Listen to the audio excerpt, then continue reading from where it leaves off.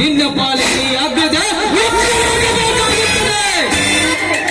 ದೊಡ್ಡ ಕೆಲಸವನ್ನು ಮುಗಿಸಿಕೊಂಡು ಹೊರಟು ಹೋಗು ಇಲ್ಲಿಂದ. ನೋಡಿ ಸರ್, ನಾನು ನಿಮ್ಮ ಜೊತೆ ವೈರವತ್ತು ಮಾಡಲಿಕ್ಕೆ ಬಂದಿಲ್ಲ. ಹಾಗಂತ ನೀವು ನಮ್ಮ ಶತ್ರುಗಳು ಕೂಡ ಅಲ್ಲ. ನಾನು ನನ್ನ ಡ್ಯೂಟಿ ಮಾಡುತ್ತಿದ್ದೇನೆ ಅಷ್ಟೇ. ಅನೇಕ ವರ್ಷಗಳಿಂದ ನಿಮ್ಮ ಫ್ಯಾಕ್ಟರಿ ಮೇಲಿರುವ ಕಂದಾಯ ಹಣವನ್ನು ನೀವು ಸರ್ಕಾರಕ್ಕೆ ಪಾವತಿಸಿಲ್ಲ. ಈಗ ಬಡ್ಡಿದರ ಹಣ ಸೇರಿ 40 ಕೋಟಿ ಆಗಿದೆ. ಇನ್ನು 15 ದಿನಗಳಿಗಾಗಿ ಆ ಹಣವನ್ನು ಕಟ್ಟಿದರೆ ಸರಿ, ಇಲ್ಲದಿದ್ದರೆ ನಾನು ನನ್ನ ಕಾನೂನಿನ ಪ್ರಕಾರ ನಿಮ್ಮ ಫ್ಯಾಕ್ಟರಿಗಳನ್ನು ಸೀಸ್ ಮಾಡಬೇಕಾಗುತ್ತದೆ. ಜೋಕೆ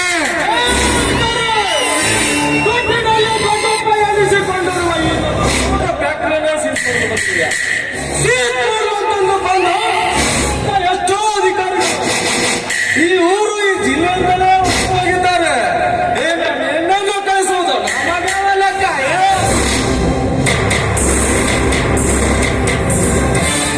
ಏನಲ್ಲ ಘನ ಮಾತ್ರ ಬೇಡ ಕಡಿಲಿ